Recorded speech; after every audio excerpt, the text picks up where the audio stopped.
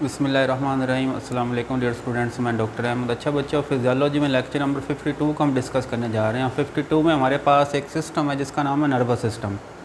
तो nervous system हमारी body का एक बहुत ही इंपॉर्टेंट सिस्टम और इसको आप कंट्रोल सेंटर कह सकते हैं, क्योंकि हमारी बॉडी की तमाम एक्टिविटीज़ को कौन कंट्रोल कर रहा है? ये नर्वस सिस्टम कंट्रोल कर रहा है। तो इसकी हम बात करते हैं। तो नर्वस सिस्टम कंट्रोल कर रहा है all voluntary and involuntary activities of body. Voluntary ऐसे काम होते हैं जो हमारे कंट्रोल में होते हैं, ठीक है, जिस तरह मेरा बोलना, मेरा ये हाथ की मूवमेंट, ये सारे वॉलंटरी एक्शंस हैं।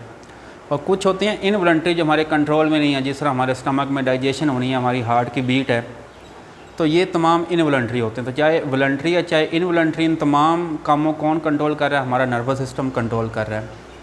अच्छा, आगे हम बात करते हैं नर्वस सिस्टम क्लासिफिकेशन की।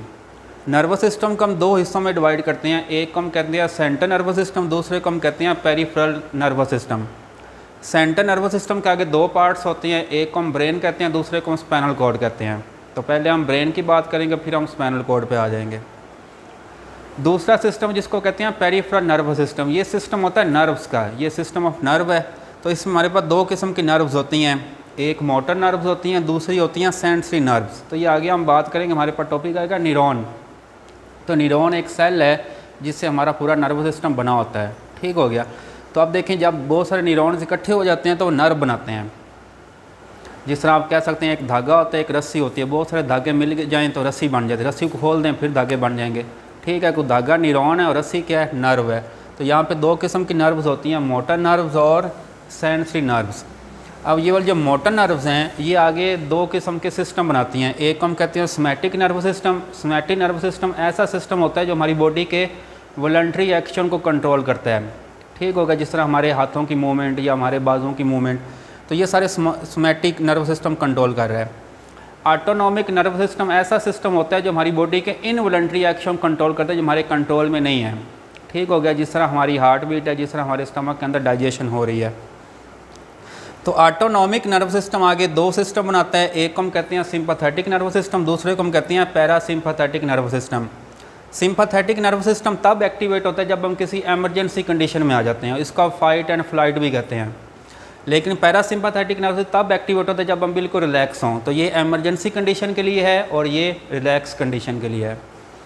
अच्छा, उसके बाद अगर हम ब्रेन की बात करें तो ब्रेन हम कह सकते हैं ये हमारी बॉडी का कंट्रोल सेंटर है। और ये कहाँ मौजूद है? ये हमारी स्कल में मौजूद है। स्कल में ब्रेन के बाहर क्या मौजूद है? ये जो हड्डियाँ आपको नज़र आ रही हैं उनको क्रेनियम कहते हैं। तो क्रेनियम के अंदर ये ब्रेन मौजूद है और क्रेनियम क्या कर रहा है? ब्रेन की प्रोटेक्शन कर रहा है। तो ब्रेन को आगे हम तीन पार्ट्स में डिवाइड करते हैं। एक को हम कहते हैं फोर ब्रेन, ये ब्रेन का सबसे बड़ा पार्ट होता है, दूसरे को मिड ब्रेन कहते हैं और तीसरे को कहते हैं हाइंड ब्रेन।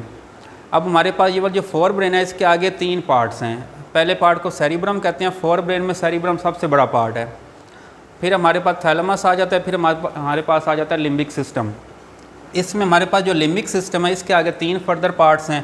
पहले पार्ट्स को कहते हैं हाइपोथैलेमस, फिर अमिगडाला आ जाता है, फिर हिप्पोकैम्पस आ जाता है, ठीक हो गया। तो मिड ब्रेन का कोई पार्ट नहीं है और आगे हमारे पास जो हाइंड ब्रेन है इसके आगे तीन पार्ट्स हैं। पहले को मेडुला कहते हैं, दूसरे को पोन्स कहते हैं और तीसरे को हम क्या कहते हैं? सेरिबेलम कहते हैं, ठीक हो गया। तो ये हमारे पास सारे ब्रेन के पार्ट्स हैं। अच्छा, यहाँ पे इन तमाम पार्ट्स को हम ब्रेन की डायग्राम बना के इसको देख सकते हैं। अब देखें, ये वाला जो पार्ट है जो आपको सबसे बड़ा नज़र आ रहा है ये सेरिब्रम है, ठीक है। सेरिब्रम के आगे फर्दर लोब्स होते हैं। तो अब देखें, सेरिब्रम के साथ आपको ये वाला जो पार्ट नज़र आ रहा है इसको हम थैलेमस कहते हैं और इसके साथ वाला ये वाला हाइपोथैलेमस है। तो थैलेमस हाइपोथैलेमस बिल्कुल एक दूसरे के साथ साथ मौजूद है।